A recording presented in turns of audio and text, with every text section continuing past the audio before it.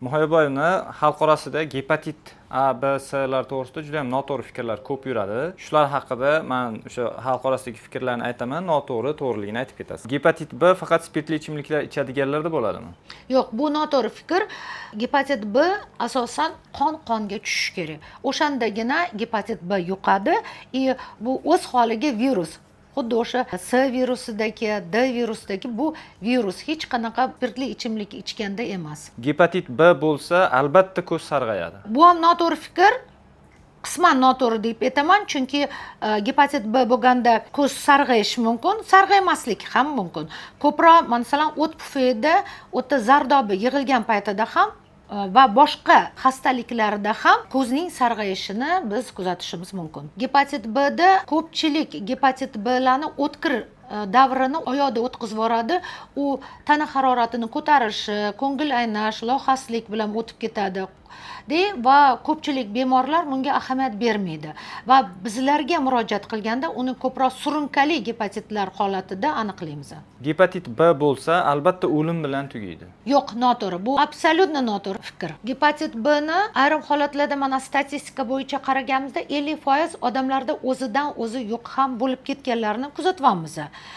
O'zi bilmaydi, lekin biz tekshirganimizda ularda antitanacha chiqadi, antigenni o'zi bo'lmaydi. Ayrim holatlarda ularda surunkali gepatit holatida biz namoyon bo'ladi, ularni ko'ramiz va ularda klinik belgilarini o'zi hali bilmagan holda unchalik faqat holsizman, lohasman, qornim dam bo'lyapti deb aytadi va hech qanaqa ular xayollariga kelmaydi ularda gepatit B borligini. Gepatit B ni umuman davolab bo'lmaydi. Gepatit B ni davolash albatta qiyin ketishi, chunki butun jahon bo'yicha u gepatit B dorilarini umrbod ichish kerak deydi.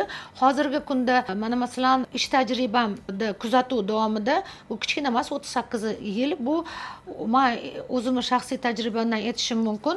O'sha o'z vaqtida virusga qarshi dori ichib yurgan bemorlar holati yomonlashmagan. Agarda o'z vaqtida dorisini ichsa virusga qarshi va davolanib tursa, parhazini qilib tursa, sog'lom turmush tarzini qilsa, ularda hech qanaqa o'sha sirroz klassiga o'tganini, ayniqsa o'sha sirrozi A klassi, B klassiga o'tib transplantatsiyaga borganlarni ko'rmadim.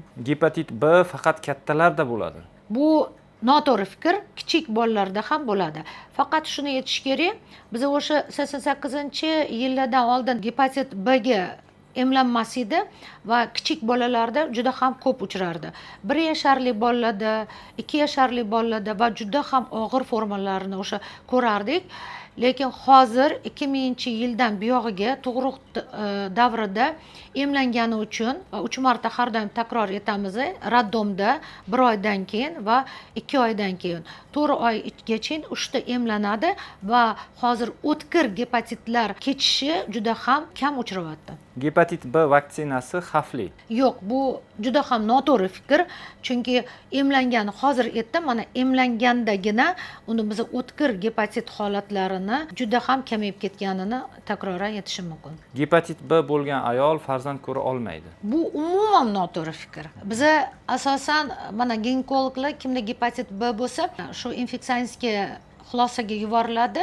Bunda biz ko'rganimizda agarda unda jigar yetishmovchiligi bo'lmasa, ya'ni unda o'sha fibroskan elastografiyada jigar chandiqlari katta bo'lmasa, sirroz bo'lmasa, fermentlar normal holatda bo'lsa, hech qanaqa homilaga to'sqinlik qilmaydi. Xalq tabobati gepatit B ni butunlay yo'q qila oladi degan fikr ko'p. Men bitta narsani aytaman. Men hech qachon xalq tabobatiga qarshilik chiqmayman, lekin virusga qarshi yo'q. Virusga qarshi bo'lmagan halizgacha bo'lmasa hamma ham faqat shu xalq tabobati bo'yicha hamma jigar xastaligini virusga ham berardik, lekin u boshqa xastalikda yordam berishi mumkin, lekin virusga qarshi emas. Gepatit B bor odamlar sport bilan umuman shug'ullanmasligi kerak. Yo'q, bu ham noto'g'ri fikr. Sportni faqat turini bilish kerak. O'sha jigarga qattiq zarba bermaydigan, og'irlik ko'tarmaydigan shakldagi sport turlariga bemalol borsa bo'ladi. Gepatit B si bor odamlarda umuman jarrohlik amaliyoti o'tkazish mumkin emas. Yo'q, bu ham umuman noto'g'ri fikr. Masalan,